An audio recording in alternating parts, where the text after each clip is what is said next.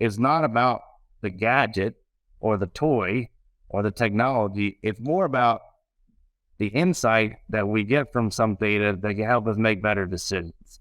And there's a lot of data that we can and do collect on dairy farms that just sits there. And if it's just sitting there, we're never going to get the value out of it. We have to be able to use that information for something useful.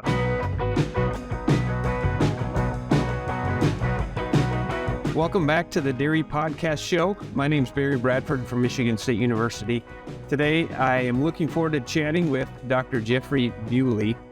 Dr. Bewley is originally from Rineyville, Kentucky, where he grew up working on his grandfather's dairy farm.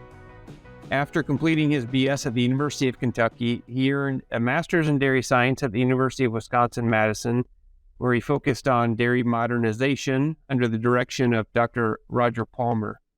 His PhD work under Dr. Mike Schutz at Purdue University focused on the application and economics of precision dairy farming technologies. Then, for 9.5 years, Jeffrey was on the faculty at the University of Kentucky as an extension dairy specialist. He's also worked with Ice Robotics, Performix Nutrition, Bovasync, and Alltech. So currently, Dr. Bewley is a dairy analytics and innovation scientist with Holstein Association USA. So, Dr. Bewley, thank you so much for being with us here today. Thanks for having me, Dr. Bradford. Yeah, for those watching on video, and if you're not, I apologize, but you can see there's a really interesting piece of wall art hanging behind Dr. Bewley. Jeffrey, can you explain to us what's going on behind you there? Yes, the door that's behind me is the original door from the milking parlor that I grew up milking in. So a few years ago when they took that down, I was able to get that door and restore it, and it's been my favorite piece of decoration in my house. I really love that door. That is a great way to stay connected and stay a little grounded, I suppose. And if I did that with the doors on the farm I grew up on, I'm sure I'd be able to find lots of things like where I ran into it with a truck or something like that. So you're probably less clumsy than I. That's super cool. All right. So, well, since you began your graduate work, you've had a pretty consistent theme around utilization of technology on dairy farms. What drew you to that in the first place? It's kind of funny what drew me to it. Economics drew me to it. When I was looking for my PhD topic, I wanted to look at the economics of something on a dairy farm. I've always been interested in the economics of decisions on farms. And I decided that the economics of an automated temperature monitoring system was what I was going to focus on. And I started working with that concept. And then my advisor said, let's actually work with a temperature monitor too, and started working with a temperature monitor.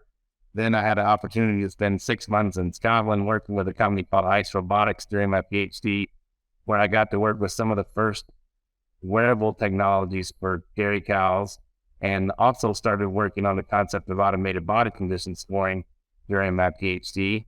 That ended up becoming the focus of my dissertation, was automated body condition scoring. And then the rest is history. I just have continued to follow that path, kind of partly in the right place at the right time.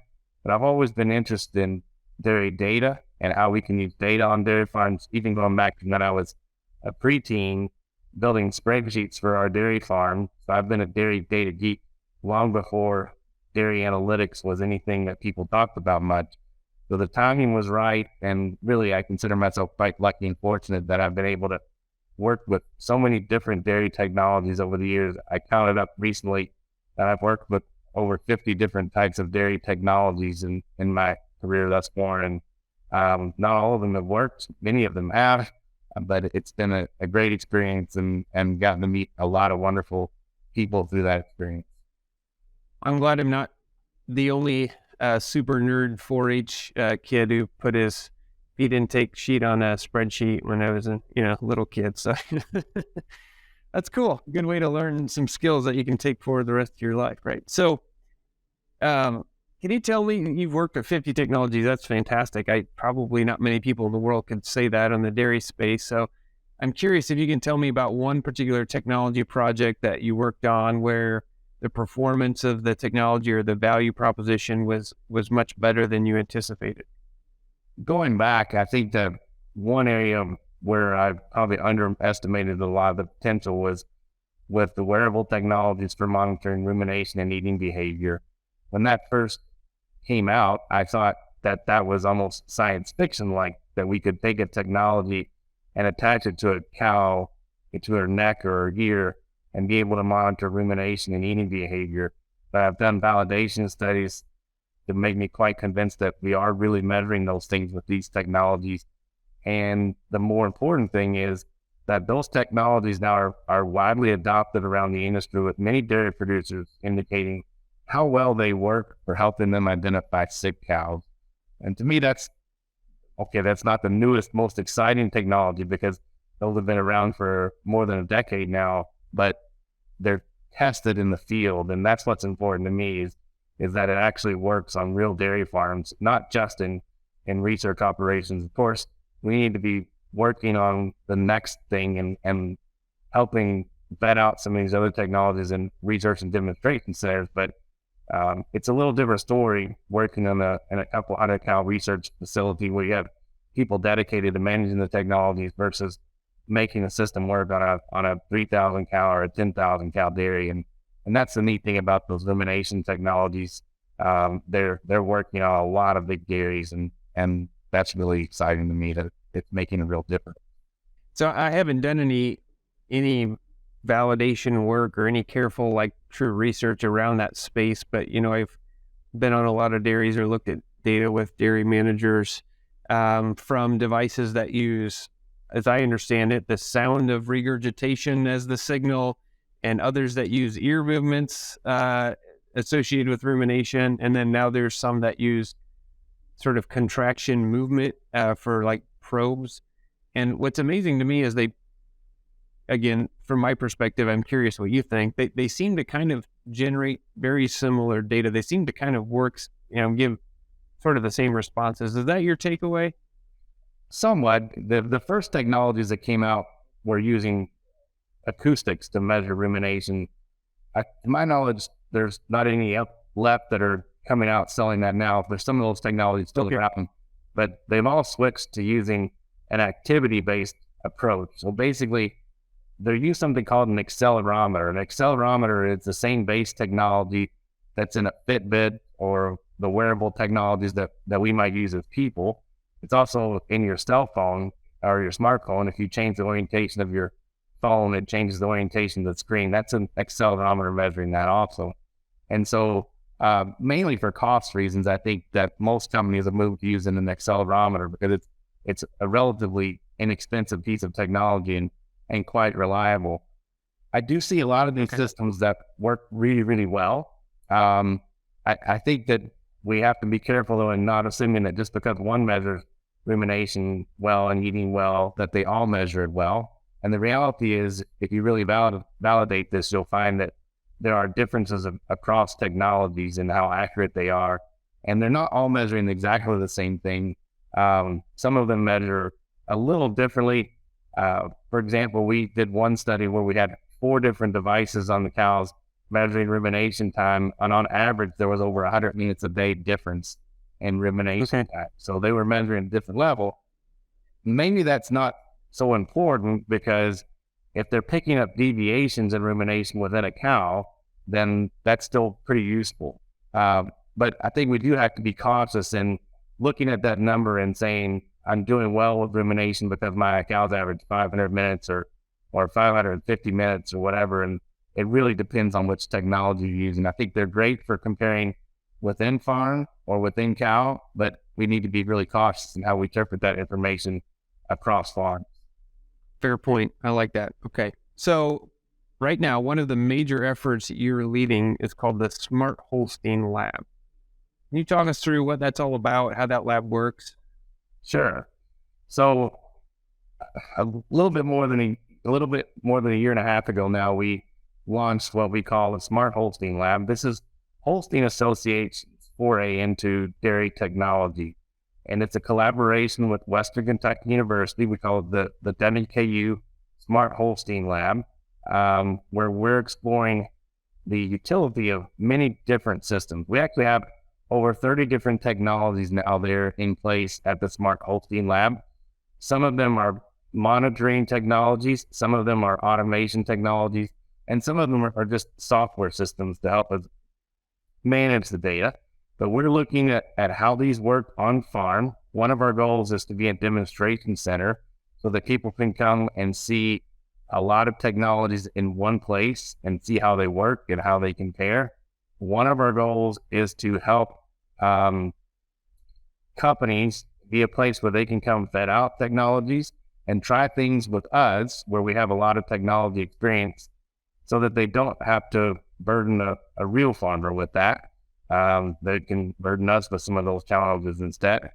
And then another aspect is that we want to help educate dairy producers about what works and what doesn't work with technologies and help them make decisions about what technologies to invest in or to not invest in. So we aim to be and are a place where dairy producers can come and talk to us about our experiences with different technologies. And then in the long run, we're also very interested in exploring how these technologies can be used when they create data that provides us the phenotypic information that we can eventually bring into genetic evaluations, and that we can use this information to come into the DHI system. So Holstein Association owns one of the dairy record processing centers, Agritech Analytics, and we're interested in seeing how we can use some of this data to look at DHI in a little bit different way than what we have historically. That makes a lot of sense. I was kind of wondering like what the angle was for the Holstein Association to get in this space, and that maybe, I mean, certainly just member support would make some sense, but I like this idea of bringing it back to the genetic side as well. In the end, member support is the core of what we're doing. We want to help our breeders understand technologies, but a big part of it is there's a lot of potential for these technologies in genetic evaluations. Just take, for example, with a heat detection technology, suddenly we have a lot more valuable data for things like days to first estrus or the intensity of a heat. And those are good indicators of fertility. So we may be able to use that information to develop better indicators of fertility for genetic evaluations. And there's actually been research that's been conducted that does show that those are heritable traits beyond our traditional fertility measures. Fascinating. Yeah, I guess it'd be really interesting to sit and think through all the possible traits that, might actually lead us down the road towards progress. But like you said, a lot of the important outcomes like resilience to disease are very hard to collect genetic level data on. It is fun to think about, and there's dozens of things that I can think of very quickly for that. But in order for us to do a genetic evaluation, we have to have the phenotypic data. And that's where these technologies, I think, provide us some new opportunities.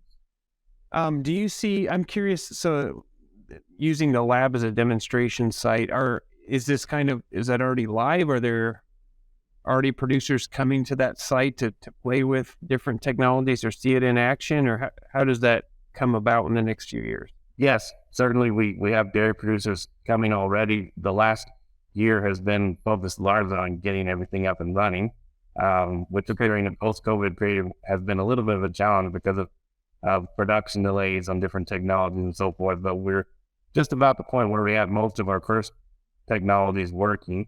And so people come, producers or industry people come and look at that. There's also an exposition center right there. So we welcome groups in to do training. So if the company wants to come in and do one of their training events, then they can tour the dairy and then spend the rest of the day doing their sales meeting or whatever. We welcome that, welcome producer groups. And we actually are having an event, kind of an open house here next month for that also. Okay, nice. We may have to try to get a link to something about that in the show notes here. That's great. So I know there's something else that's come out recently that's pretty interesting. And I know you're a data guy. So I've definitely seen this undercurrent running through the livestock world the last 50 years where it's kind of a battle between data geeks, right? The quantitative people who really are interested in support all the computer work to generate PTAs and numbers that we can use to select animals versus maybe some people who have more trust in traditional evaluation methods like in the show ring, right? And it can get ugly sometimes. It's not always a friendly conversation about the most effective way to select animals. So sometimes the show ring people would correctly point out that it's not always easy to put numbers behind every trait that matters. We were just talking about that, right? With technology, maybe that helps us. On the other hand, quantitative folks, I've heard a lot of people say, just picking pretty cows doesn't mean those cows are going to be profitable. So in the next 5 minutes, can you just settle that dispute for good? Go. I'm sure I can't still it for good. And I think the debate in itself is good because it does help us as an industry decide where we should go. And I also think I've thought about this topic a lot.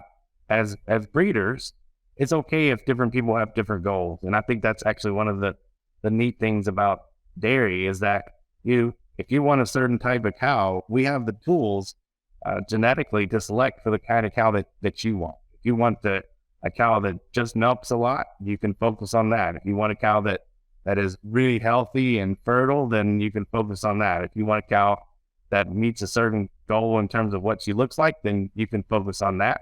Or if you want a balance among all those things, you can focus on that.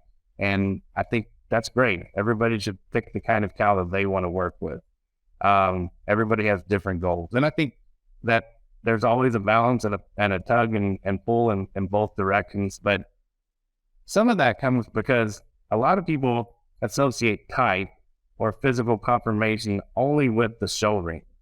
And the reality is type and physical conformation is a lot more than just the show ring. The show ring is an important part of our industry and fuels the passion for a lot of people in our industry. And there's a lot of neat things about it, but not everybody needs to or wants to aim for that. And so some people say, well, type doesn't matter because I'm not trying to breed a cow that ends up winning with World Dairy Expo. But the reality is that most of us do want animals that are functionally correct. And what I mean by that is we want an animal that has an udder that withstands the test of time. We want to have good feet and legs, and we want to have an animal that is structurally sound and looks enough like a dairy animal to produce milk. So that's what type is really about, is trying to breed that functionally correct animal. And we can go in various points along that continuum of trying to aim for the 95-point cow or trying to aim for the 50-point cow. The reality is probably somewhere in the middle for most people. So everything that we do in terms of what the animal looks like or what she does in her life is a combination of her genetics and environment. So the old genetics equation is P equals G plus E. Phenotype equals genetics plus environment. And the genetics is a very, very important part of that. But what we see in an animal is also extremely important. Now, in genetic evaluations, the geneticist will account for the effect of the environment to determine what piece of that animal's performance is directly related to her genetics. And so the genetic evaluations are an extremely important part of our progress as a breed or as an industry. And if you go back and you look before the genetic evaluations were conducted, our progress, and no matter what area you look at, is dramatic. Milk production, fertility, type, etc. So the genetic evaluations work. They really are meaningful. But we wanted to, at Holstein Association, go back to this question about what does physical conformation tell us about how that animal will perform. So we had a large data set where we were able to compare classification scores to DHI production metrics. So we looked at the first score and the first lactation for an animal, and we compared it to 4 primary output metrics. We looked at first lactation energy corrected milk, lifetime energy corrected milk, lifetime days in milk, and somatic cell count. And to be honest, I was surprised at the results. I came from a grade dairy farm. We didn't have registered cows. We didn't classify. We didn't show. So I was a little skeptical about what we would see. But the relationships that we saw in this study clearly demonstrate that animals that are more functionally correct milk more and last longer. To me, one of the most interesting things that we saw was looking at lifetime energy corrected milk. We divided the animals into 4 quartiles with the same number of animals in each category. The animals that scored 82 to 89 points compared to the animals that scored 50 to 76 points, there was over 13,000 pounds difference in lifetime energy corrected milk. At a long-term milk price of $20 a hundredweight, that equates to almost $2,700 difference in lifetime gross revenue per cow. Those cows lasted 142 more lifetime days in milk, so about a half a lactation longer. And also in their first lactation, they milked about 2,000 more pounds of energy corrected milk. So they lasted longer and they produced more milk. Now, 82 to 89, that category is not necessarily show level good. It's just functionally correct. So we're not saying that show type animals are the fanciest cow. We're just saying functionally correct animals tend to perform better in their lifetime. And you say, well, how many animals were in this data set? There were 1 million animals in this data set. So this was a very large data set. So these relationships are statistically very meaningful. Across 20 years, over 5,500 dairy herds in this study. It was also interesting, we were able to break down the relationships by different traits, and we looked at the individual traits that had the largest influence on the metrics of interest. A lot of them were the udder traits, so rear udder height, rear udder width, udder depth, feet placement. Those had a big impact. Some of the feet and leg traits like foot angle had quite an impact. And then traits related to dairy form, or basically how dairy looking that animal is, also had an impact, because those are the animals that are really designed to milk more. And there's a lot of information. That's a very quick summary of what we saw.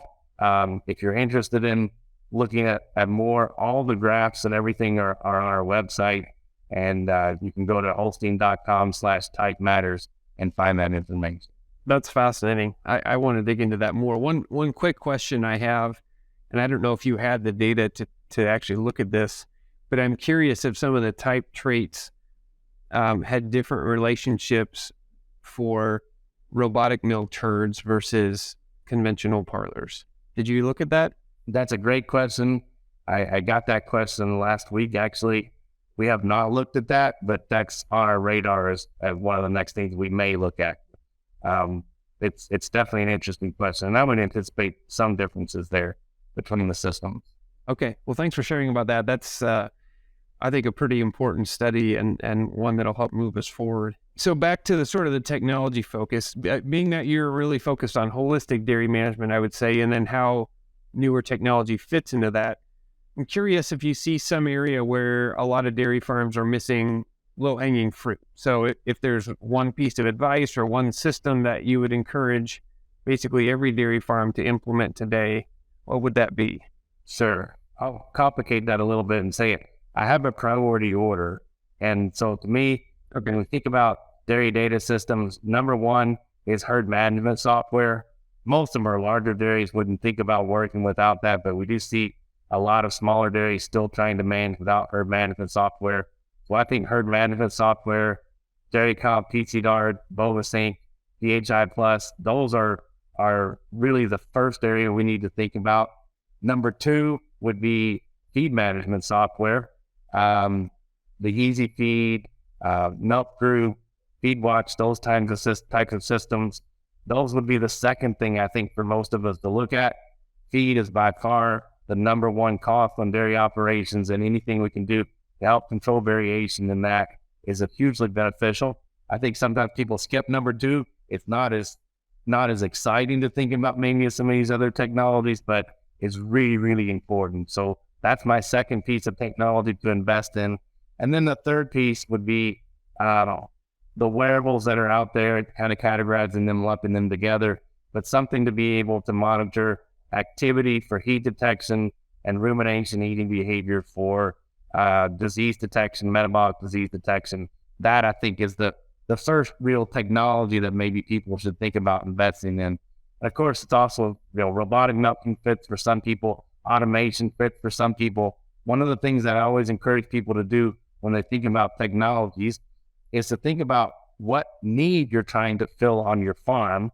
Where's the best bottleneck or biggest bottleneck on your operation that a technology might help with, rather than should I buy technology A, B, or C? Think about it from the farm going backwards rather than from the technology to the farm. That's great advice. Yep. And thank you for bringing up feed management software. There we go. It is amazing that some of the farms that I go on that millions of dollars of feed inventory going through, and there's almost no tracking of inventory at all. All right. What about the flip side? So, you help a lot of farms look at some of these things. Are there hidden traps that people should avoid? I mean, how do we prevent people from just wasting money on things that are not going to be that useful for them? First of all, making sure that you need it and that it's going to help solve a problem in your dairy operation. If I'm a farm that is effectively using ovulation synchronization programs and I have a great pregnancy rate and that system works for me, then maybe I don't need a heat detection system because I'm already doing a nice job with my reproductive management. Secondly, I think is to remember is not about the gadget or the toy or the technology. It's more about the insight that we get from some data that can help us make better decisions. And there's a lot of data that we can and do collect on dairy farms that just sits there. And if it's just sitting there, we're never going to get the value out of it. We have to be able to use that information for something useful. And unfortunately, I think there are systems out there that are on the market that are probably really cool, really interesting, really neat that we can measure that, but maybe it's not economical to invest in it because there's not actions that we can take that can make a difference in our operation. Thirdly, I think you've got to do your homework on the technology and make sure that it does work, make sure that it has been used in farms, talk to farms that have actually used the technology, and be aware of where that technology is in the development cycle. So there are a lot of technologies that are extremely mature right now, for example, that will work great and have been vetted out, and there's millions of devices out there. And then there's other technologies that you'll see that if you call them up and you purchase it, you might be the third person with that system or the eighth person with that system, and not have a different expectation if you're the third person or the eighth person with the system, because it's not been vetted out. You're going to find out some problem that they didn't know that they had. That doesn't mean that it can't be useful. That doesn't mean it won't be interesting. And a lot of times, those technologies are the more exciting ones because they're more novel and it's more cutting edge. But sometimes it's not just leading edge, it's bleeding edge. And you'll have more headaches with those kinds of technologies sometimes. As long as you recognize going into it that that's the case, then that can be okay. But it's a very different story with these early stage technologies. I have worked with a lot of early stage technologies. Unfortunately, many of them now sit in what I call the technology graveyard because they're no longer around. But it's a whole different story and can be extremely frustrating. And that's why I think the things that like what we do and what other places around the country do to help research these systems can be so beneficial, because they help vets it out. We work with real cows too. They break technologies. The internet doesn't always work, that sort of thing. So that burden again doesn't fall back on as many dairy producers that are relying on it, that maybe they invested in thousands of dollars in something or hundreds of thousands of dollars in some cases, and only to find out that it didn't work and they never get the economic return for that. It's great advice. Yeah, I think, some people are just tech nerds and they're drawn to some of these things. But, like you said, if you're honest with yourself about, am I doing this because it's something I think is cool? We should have different expectations than if you're really implementing this as part of your management scheme and it's a business decision, right? So good. I'm glad I'm glad the lab is there. This is a great idea. And I hope a lot of producers take advantage of it. Okay, there's 3 questions that we bounce off every one of our guests at the end. So without further ado, what's your favorite dairy-related book or resource? My favorite dairy-related book is the book Cow Signals. There's a root called cow signals out of the Netherlands that have done a really nice job in packaging a lot of materials related to just understanding basic husbandry and understanding how to look at cows and look at the facilities so that we can see how they respond to the management that they're under. And it's just very practical. It's very visual information. And I've found it to be extremely helpful in my career to understand the concepts of cow signals. Good answer. I haven't heard that one yet. Yeah. Okay. What about your favorite book or resource outside of agriculture? My favorite book outside of agriculture is a book called Competing on Analytics. It really changed the way that I think about things. It came out probably about 15 years ago now. It's a business book that talks about how businesses use data as a source of competitive advantage. And as I read it, I thought, this is the dairy industry. The dairy industry is perfect for this area. And since then, we've seen that occur in many places, but it's a really nice book. If you like data, if you're a data geek at all, I encourage you to read Competing on Analytics. Sounds like a more serious version of Moneyball. Sound about right? That's similar, yes. It does not focus only on the sport, yes. Neat. I'll put that on my list. All right. And then lastly, in your opinion, what sets successful dairy professionals apart from those who are less successful? Well, I think a lot of it comes down to how much you care and how much you want to do a good job of whatever you're doing. So what you're consulting, do you care about the people that you're working with, the passion that you have for what you're doing, and then the follow through, being able to help people where you can. For dairy producers themselves, I think it's attention to detail, desire to always be better, focusing on continuous improvement. And the best dairy producers always remember that the center of everything we do is the cow herself, and they understand the cow, they understand her needs, they understand her behavior and her biology, and those are the ones that really do the best. Very good. Thank you so much. Again, I want to thank our guest, Dr. Jeffrey Bewley, for spending time with us today. Look forward to seeing how the Smart Lab develops and the ongoing work on connecting type traits with productivity and health. So thank you so much for your contributions. Thank you, Dr. Bradford. And that wraps up another episode of the Dairy Podcast Show. Don't forget to subscribe so you can catch the next episode. Take care.